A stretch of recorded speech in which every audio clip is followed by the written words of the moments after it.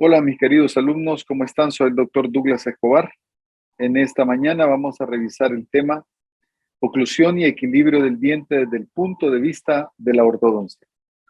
Es para mí un gusto estarles saludando y espero que aprovechemos esta ocasión para aprender un poquito más. Bien, vamos a comenzar esta clase oclusión y equilibrio del diente desde el punto de vista de la ortodoncia. Para comenzar, decirles que es sumamente importante que nosotros revisemos este tema no solamente por la ortodoncia, sino que para la odontología en general. Esto nos va a servir para ver cómo es que funcionan los dientes y cómo desde el punto de vista ortodóntico podemos ayudarnos a hacer un tratamiento que sea funcional y que nos ayude a mantener la posición de los dientes a largo plazo. Los objetivos de esta clase van a ser que el estudiante conozca el significado de la definición de oclusión, fisiología estática, dinámica, oclusión céntrica, céntrica en la dentición permanente, céntrica en la dentición decidua y la oclusión normal. Vamos a hablar una serie de cosas muy interesantes que nos van a ayudar a entender para qué estudiamos tanto la anatomía y la anatomía muscular, la anatomía ósea, así como les explicaba yo en la clase anterior. Bien, vamos a determinar que oclusión etimológicamente del vocablo o deriva etiológicamente del vocablo oc, que significa arriba, y clauder, que significa cerrar. Es decir, es un movimiento de cierre hacia arriba. Ustedes pueden ver, por ejemplo, en este caso, yo les pongo esta oclusión, que está muy bonito los dientes, pero realmente no hay oclusión, no tiene una buena oclusión. Vean las relaciones caninas y obviamente el sobrepase puede estar totalmente aumentado. Lo importante de la oclusión no es que los dientes estén rectos, y por eso es que se confunde ahora también la ortodoncia. La ortodoncia se está confundiendo como que si el objetivo de todo esto fuera que los dientes estén rectecitos, y no es ese el objetivo.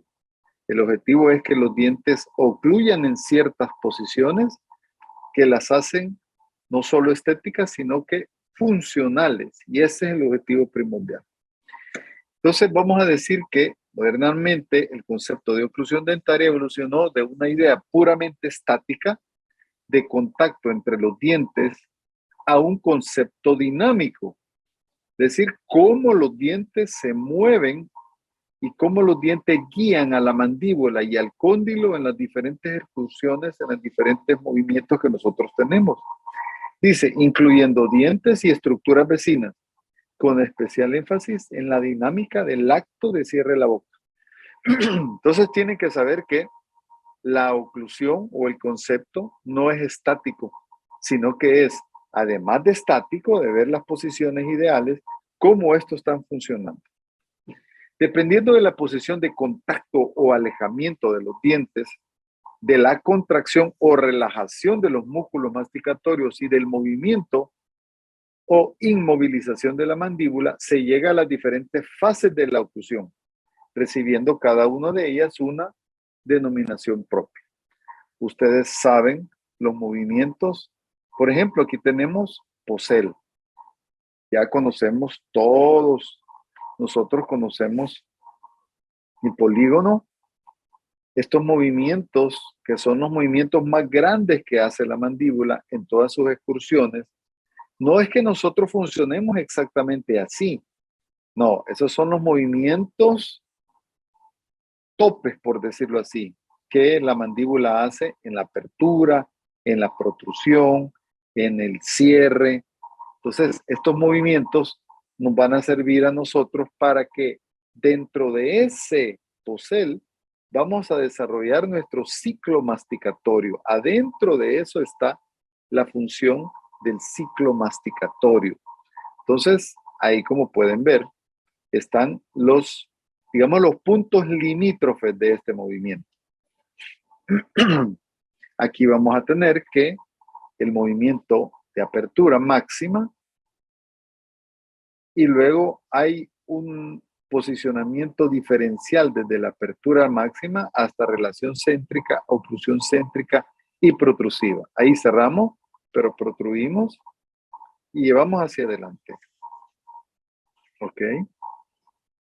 Eso es sumamente importante que ustedes conozcan estos movimientos, que en oclusión, pues, ustedes ya lo revisaron. No solamente en sentido antero-posterior o vertical, sino que también lateral, los movimientos que realizamos.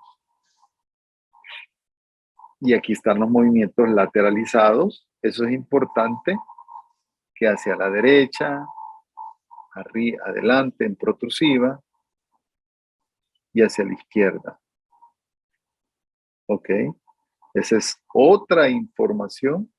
Eso es cuando la relación céntrica y la oclusión céntrica son coincidentes.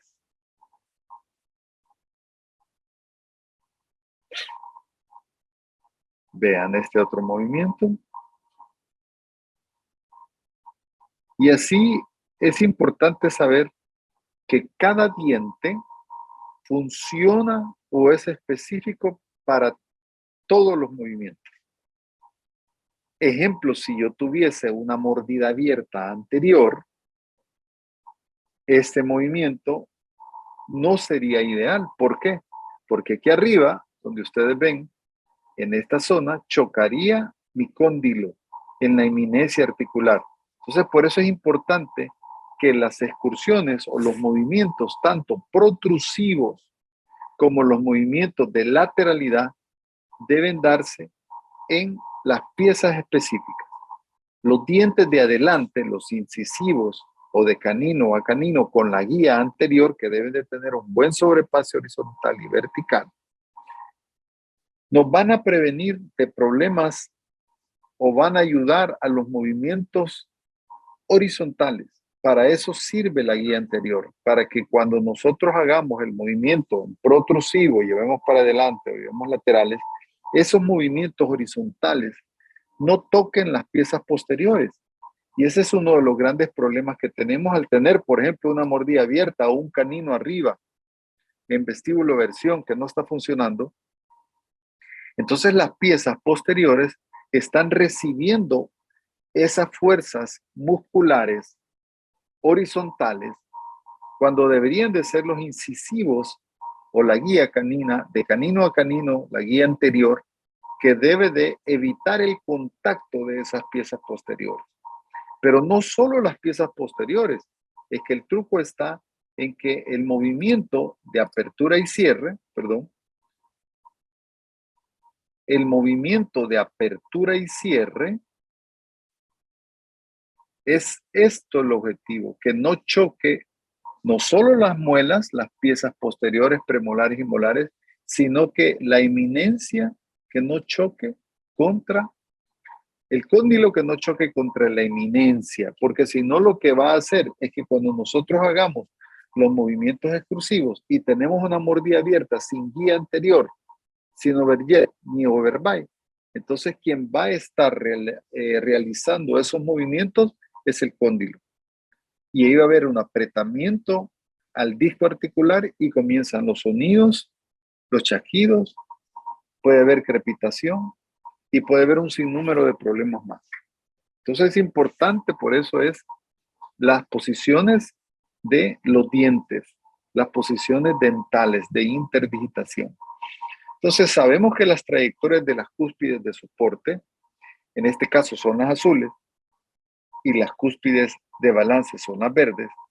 Digamos que las fuerzas, las piezas posteriores, así como los dientes de adelante, de canino a canino, la guía anterior, su objetivo es prevenir y cuidar de los movimientos horizontales, así las piezas posteriores protegen a las piezas anteriores de las fuerzas verticales, de los movimientos o fuerzas que se hacen de manera vertical. Por eso es que los dientes, cuando usted hace usted tiene una oclusión ideal. Cuando contactan las piezas posteriores y usted agarra un papel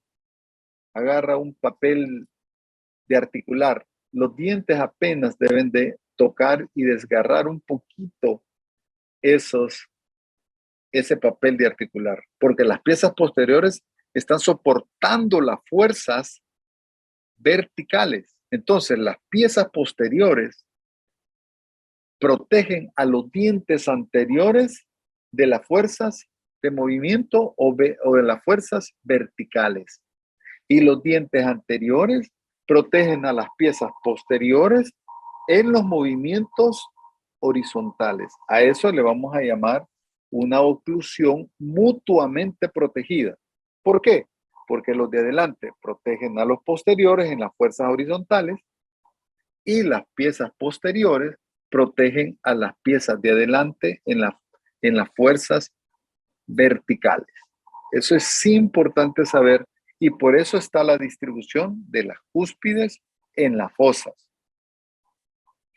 ¿Ok? Entonces, aquí es donde nosotros viene y tenemos que saber cuáles son las cúspides y cuáles son los planos inclinados que deben de estar tocando o deben estar haciendo oclusión cuando tenemos una oclusión máxima, que debería de ser igual, perdón, a una relación céntrica. Ya vamos a platicar un poquito más de eso. Cuando yo tengo, por ejemplo, unas piezas que están en mal posición de una relación cúspide a cúspide, con la ortodoncia yo tengo que solventar este problema de relación cúspide a cúspide y hacer una expansión, por ejemplo, superior para que mi cúspide superior ocluya en el surco central inferior y así solventar el problema de una mordida abierta anterior. Fíjense lo importante, que lo que yo modifico atrás en las piezas posteriores va a tener una resultante en los dientes de adelante. Yo, esa relación cúspide a cúspide que tengo vestíbulo lingualmente, o sea, la imagen no está bien obviamente, ¿verdad? Sino que es para explicar que la relación, en una relación transversal de punta con punta o de cúspide a cúspide, voy a tener una resultante de mordida abierta anterior. Y si yo mejoro esto, me cierra la mordida.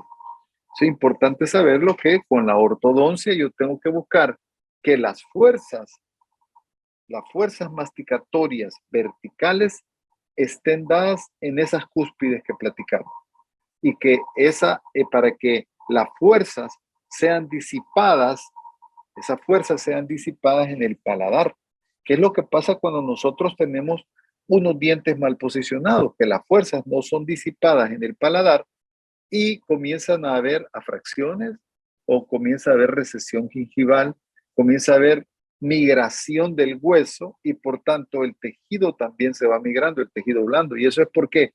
Porque estamos recibiendo fuerzas horizontales en piezas posteriores que no deberían de recibir esas fuerzas.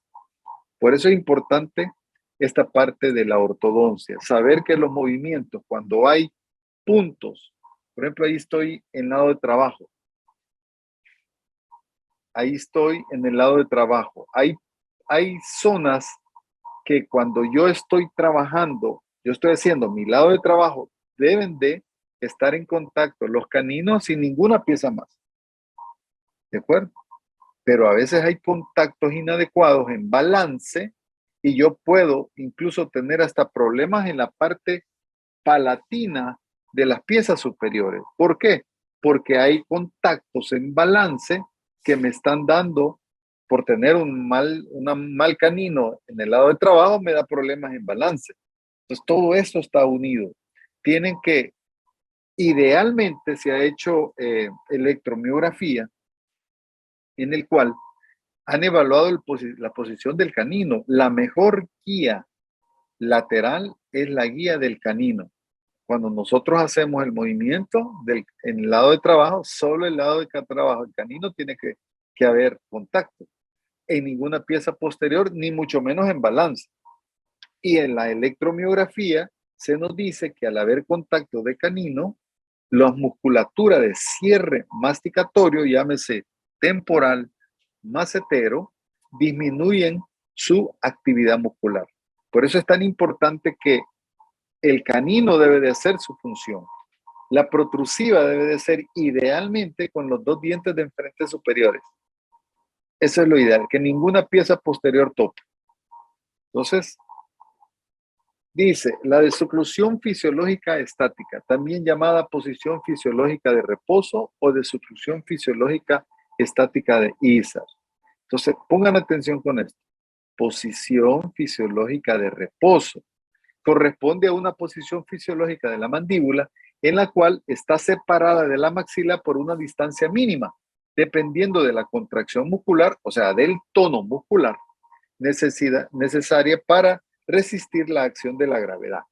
O sea que nosotros no andamos completamente con la boca cerrada. No, tenemos un pequeño espacito y a ese pequeño espacio, que es una contracción muscular en contra de la gravedad, sin necesidad de estar topando las piezas, a eso le vamos a llamar posición fisiológica estática. Seiber opina que la desoclusión fisiológica está regulada por contracción muscular continua del tipo tónico como reacción a las fuerzas de gravedad. Es decir, como que si nosotros anduviésemos chineando un niño, ¿ya? Esa fuerza es la que nosotros estamos haciendo. No estamos haciendo, no es levantar una pesa, sino que es una fuerza tónica.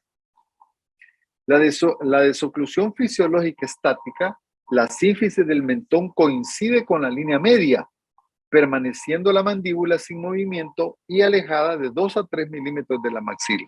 Eso es lo que les comento.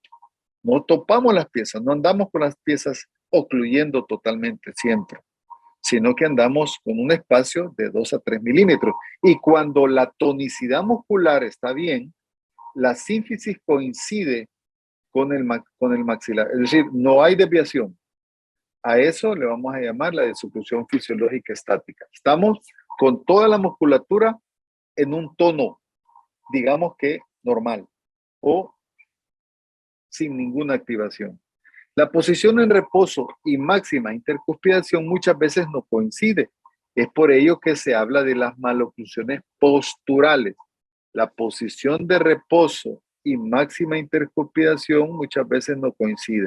Es decir, cuando yo tengo eso, el tono bien, pero si al contacto me desvía la mandíbula, es una maloclusión postural.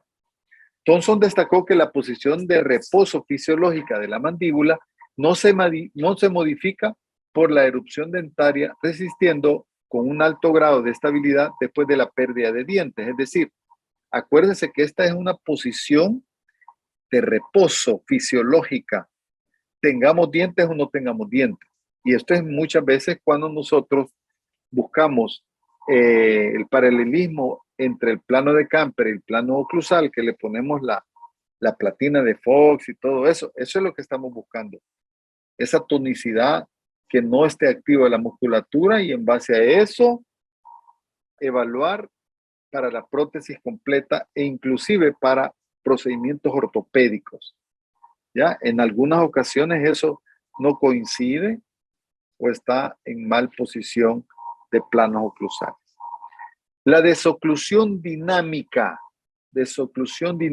corresponde a las diferentes posiciones de la mandíbula en movimiento, pero sin tener contacto dentario. La otra, acuérdense que era la mandíbula sin ningún movimiento. Ahora, esta es la mandíbula en movimiento, pero aún así sin tener contacto dentario. Son numerosas y variadas estas posiciones, no presentando el carácter de la constancia de la desoclusión fisiológica estática. ¿Ok? Ahora, veamos. Relación céntrica. Definida como la posición más retruida de la mandíbula desde la cual se puede efectuar confortablemente todos los movimientos laterales y apertura de la boca. Se obtiene una oclusión céntrica. ¿Ok? Entonces veamos lo que dice, que todos los movimientos de lateralidad y apertura de la boca se obtiene una oclusión céntrica. La relación céntrica es también mencionada por Dawson en 1985, establece que la relación céntrica es la relación de la mandíbula con el maxilar cuando los cóndilos están en la posición más superior en contra de la eminencia articular, independientemente de la posición dentaria y de la dimensión vertical. Posteriormente la amplió añadiendo el concepto de medial. Entonces, fíjense bien que la relación céntrica es la posición más superior, anterior, con el disco interpuesto y los músculos relajados. Ojo con eso. Eso no está aquí, pero se los estoy comentando. Posición más superior y anterior, o sea, no es superior, no es arriba de la fosa, sino que es más arriba y adelante, con el disco interpuesto y la musculatura relajada. Esa es una relación, verdaderamente una relación céntrica. Ahí está el cóndilo abriendo y cerrando y ven eso oscuro que está aquí, es el disco articular, esta parte. La relación céntrica no es una posición estática. La relación céntrica es una posición dinámica. Quiero que todos pongan la punta de la lengua en el paladar y muevan lo más 2 dedos de apertura su mandíbula. Esa es una relación céntrica. Porque yo estoy rotando. Una vez que yo abro mi boca, ya traslado mi cóndilo. Esa ya no es relación céntrica. Entonces, esto es bien importante saberlo. Pongan atención.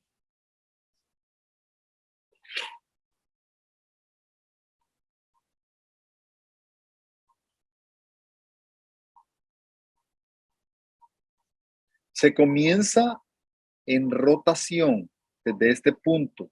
La mandíbula abre, pero el cóndilo se mantiene solo rotando. Eso es relación céntrica.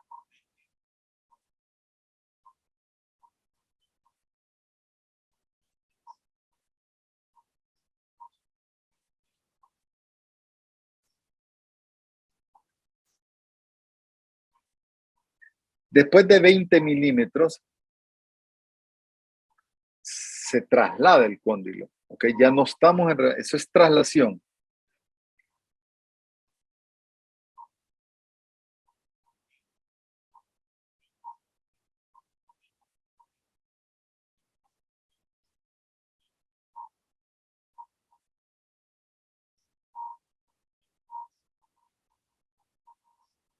Si ustedes se fijan, el disco articular acompaña el cóndilo en su movimiento. Pero mientras estamos en relación céntrica y no en traslación, el movimiento, el cóndilo solo rota. Esa es la posición ideal que deberíamos nosotros de buscar siempre.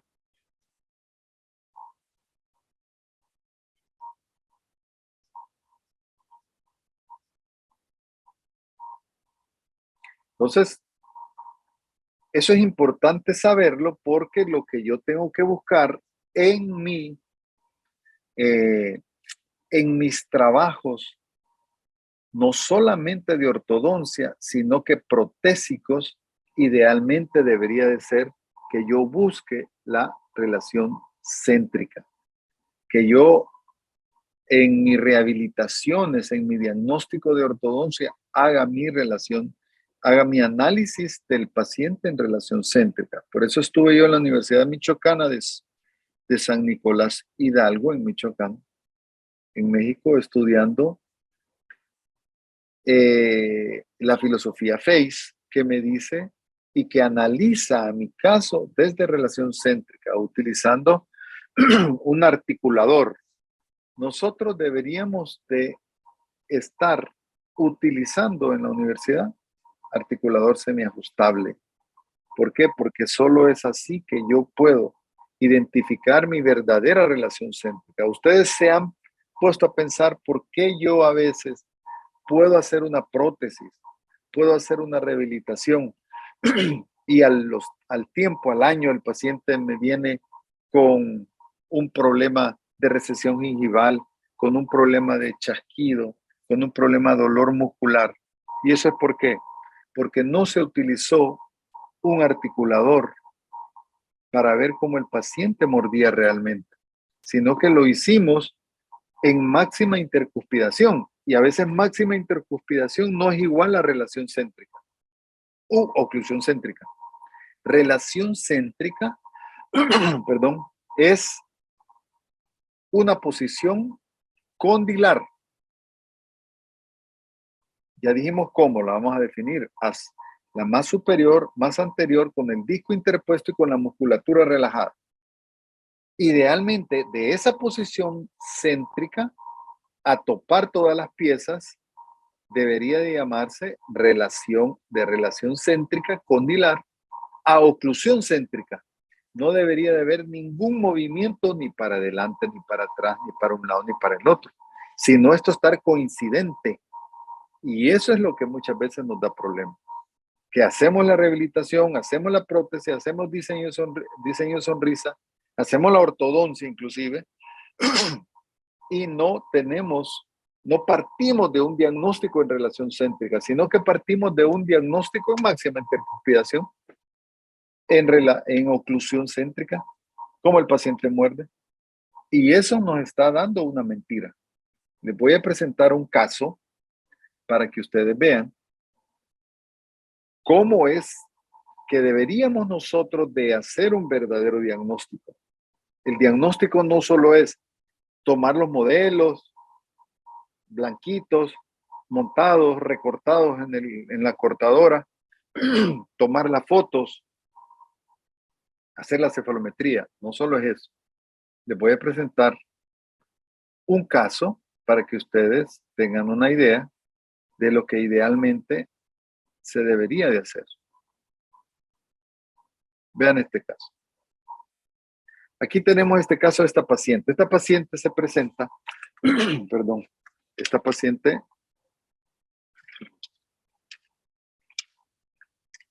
se presenta con dolor y con sonido. Al revisar el caso, el paciente tiene buen perfil, buen posicionamiento, algunas malposiciones de los dientes. Vemos los planos de oclusión. Y ustedes pueden ver, están bastante bien. Y los dientes, cuando yo veo los dientes, vean esas recesiones gingivales. Lo siento. Oclusión superior, oclusión inferior, tiene algunas rehabilitaciones. Vean, está en clase 1. Tiene interdigitación. ¿Y cómo es posible que esta paciente que esté en clase 1, con una clase 1 canina, con una relación interproximal buena, tiene dolores? ¿Por qué será que tiene dolores?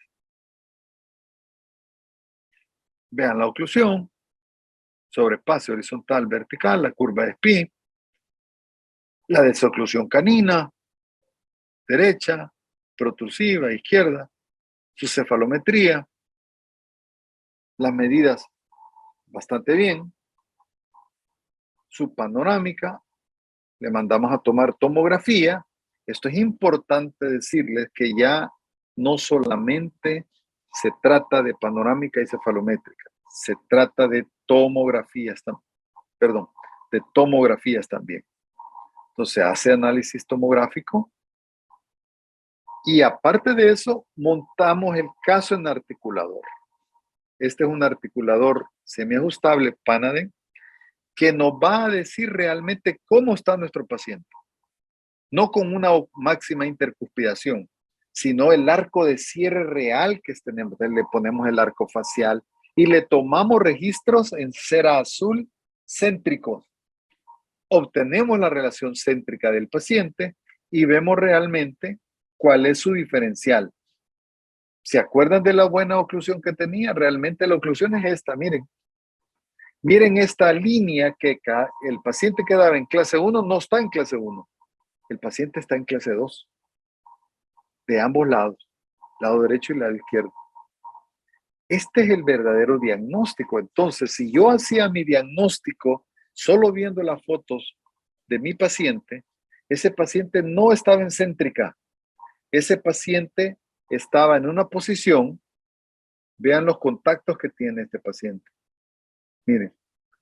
Y miren cómo están los CPI. Aquí el CPI me dice que los cóndilos están hacia abajo y hay un cóndilo que está hacia adelante. Es decir, no están centrados los cóndilos de mi paciente. Esto es importante saberlo porque yo me puedo confundir. Igual usted, si rehabilita a su paciente, le hace una prótesis, le hace un implante y el implante se le cae el implante y usted dice, ¿qué es lo que pasó si yo hice todo bien del implante? Por eso, por la fuerza, se ha hecho una investigación y se sabe que las fuerzas masticatorias son aproximadamente de 600 a 900 libras por pulgada cuadrada de la Universidad de la Florida. Esto fue lo último que se hizo de investigación. Imagínense la fuerza que están dándose en estos pacientes. Entonces, ¿qué pasó aquí? Vamos a revisar definición de la oclusión. La posición oclusal u oclusión propiamente dicha se establece cuando desde la desoclusión, ya venimos de la relación céntrica, la mandíbula se mueve para poner en contacto los dientes de ambos maxilares, causando así contracción muscular. Claro, cierro. A esa le vamos a llamarle una oclusión. Sabemos el macetero, temporal, pterigoideos, todo eso se activan, que son los que suben la mandíbula. Oclusión céntrica es la posición determinada por la máxima y mejor intercuspiración dentaria, estando la mandíbula en posición estática. En ella aparece el mayor número posible de contactos dentarios, es decir, de relación céntrica, que es una posición condilar pasiva, digámoslo así, el cóndilo máximo, el superior y adelante con el disco interpuesto y la tonicidad tranquila. Ok, entonces voy a topar con la máxima puntos de contacto posible. A eso le vamos a llamar oclusión céntrica o máxima intercuspiración o máxima intercuspiración habitual. A eso le llamamos. Entonces, la oclusión céntrica en dentición permanente es prácticamente imposible verificar una oclusión perfecta, pues demandaría la integridad anatómico-funcional de todos los elementos dentarios, cúspides, planos inclinados, ligamentos y paradentarios. Es decir, esto ya lo saben ustedes, yo solo los estoy recordando. Yo hablo desde el punto de vista ortodóntico, no funcional. Eso se lo dejamos a los doctores de prótesis que hablan de todo esto, de la oclusión y de función. Los dientes en oclusión céntrica deben ser estudiados y observados por sus caras vestibulares, proximales y oclusales. Si se fijaron, cuando pasé el articulador, nosotros le tomamos foto hasta la parte de adentro también, desde la vista lingual palatina. No solo es ver el paciente desde aquí, por vestibular, sino que de verlo desde atrás. Porque a eso tenemos que ver los puntos que están tocando. La oclusión céntrica desde el aspecto vestibular. Todos los dientes de un arco ocluyen con dos del arco opuesto, con excepción de los incisivos centrales inferiores y de los terceros molares superiores, que ocluyen solamente con sus homólogos antagonistas. Es decir, la relación es de 2 a 1. ¿De acuerdo? La distancia mesiodistal de los dientes superiores es mayor que la correspondiente a los inferiores hasta el nivel de los segundos premolares. Desde el primer molar hasta la relación, desde el primer molar, esta relación se invierte. Ojo, de esta manera la cara distal de los terceros molares termina en el mismo plano. Es decir, los de adelante son más anchos, los de arriba, pero después esto se invierte. Los de abajo son más anchos para que exista un plano posterior nivelado. Las molares permanentes, en el aspecto vestibular siempre, las molares permanentes, las molares y premolares, perdón, recubren de una cúspide el lado vestibular de sus homólogos inferiores. Lo mismo ocurre con los caninos incisivos que recubren los tercios incisales de los dientes correspondientes inferiores. Es decir, están más anchos, por decirlo así, el arco vestibular. Por eso es que yo les explico a mis pacientes, esto es como una caja, les digo. La mandíbula es la caja y la tapadera es el maxilar. Tiene que estar una cúspide más hacia afuera. Es normal una variación de la oclusión céntrica en la que frente a la gran abrasión dentaria, el borde incisal de los dientes anteriores superiores toca borde a borde los correspondientes inferiores. Y esto es un problema de la edad. Se va desgastando y en lugar de tener un sobrepase adecuado, se va desgastando hasta quedar casi que borde a borde. Ahora, me van a investigar en el Manual de Ortodoncia de Moyer, que es un libro, van a investigar la descripción del overjet. Esa posición van a investigar el overjet y el overbite. Eso es pregunta de examen.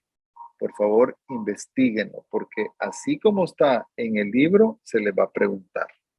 ¿Ok? Entonces, el overjet y el overbite. Oclusión normal.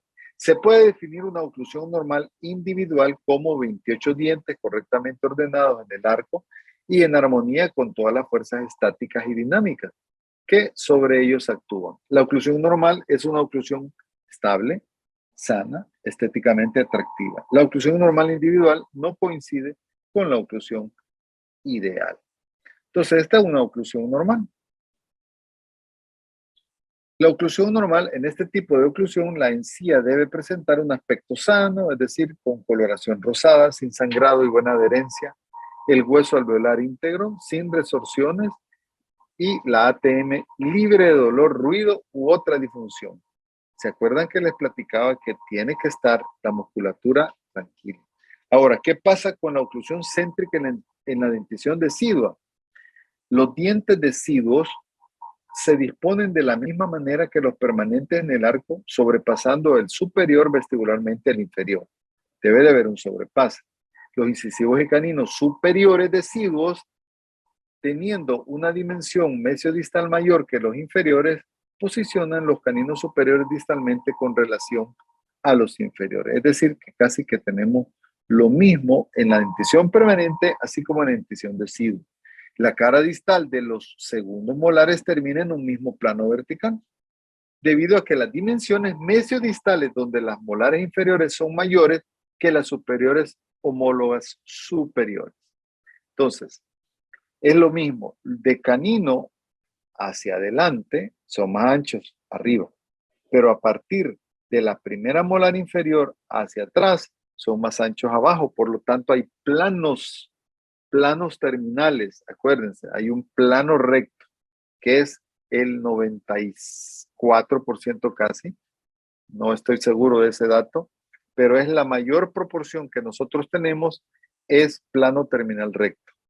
También hay escalón mesial o escalón distal si el paciente presenta algún problema. Entonces, en resumen, hemos platicado de la oclusión, desoclusión fisiológica estática, desoclusión dinámica, oclusión céntrica en su aspecto, ya le explicamos bien qué era, aspecto vestibular, proximal, el deber que tienen, sobrepase horizontal y vertical, SMH, sobrepase horizontal, y SMB, sobremordida vertical, sobremordida horizontal y sobremordida vertical, el overjet y el overbite. Aspectos oclusales y oclusión normal con oclusión decidua. Entonces, en nuestro canal pueden meterse aquí donde dice ortodoncia, en tuortocenter.net o .com, cualquiera de las dos.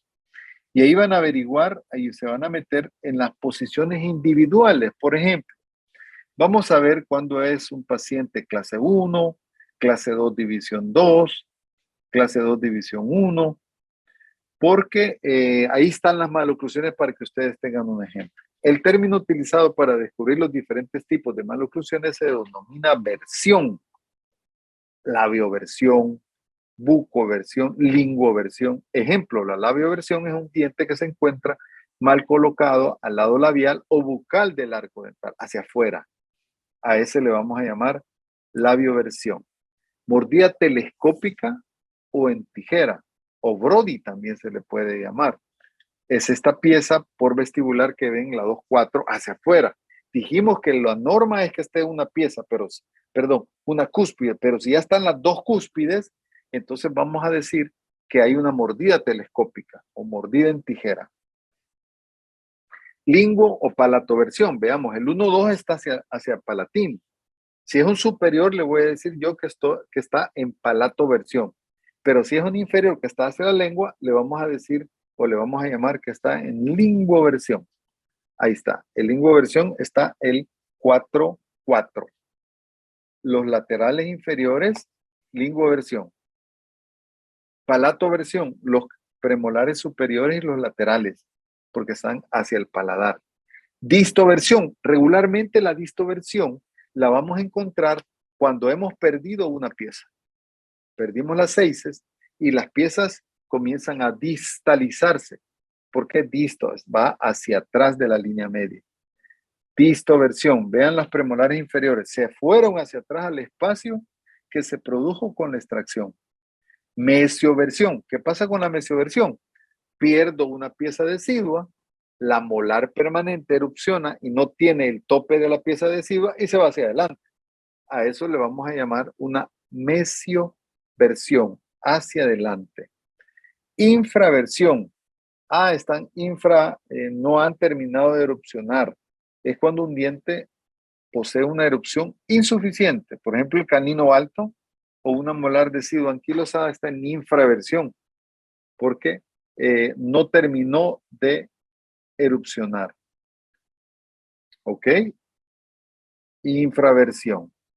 Aquí tenemos extrusión o supraversión. Las dos cosas pueden ser. Extrusión se salió del plano de oclusión. El plano de oclusión de un paciente, por ejemplo, está aquí, pero si esa pieza se sale más de la norma, está en supraversión o extrusión.